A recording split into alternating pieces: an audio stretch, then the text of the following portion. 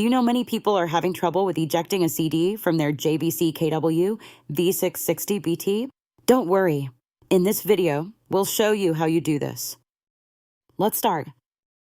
Step 1. Press FNC. Press the FNC button on the JVC monitor to bring up the function screen. Step 2. Find Eject icon. Once the screen appears, find the Eject button icon on the display. Step 3. Touch Eject.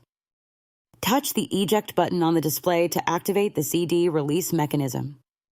Step 4. Hold Eject button. If the CD does not eject normally, press and hold the Eject button for 2 seconds. Step 5. Confirm ejection.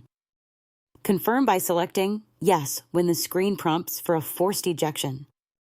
With these steps, you should now be able to successfully eject a CD from your JVC KW-V660BT.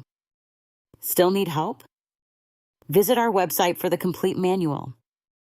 There you will also find questions and answers from other JVC users. Did you find this video helpful?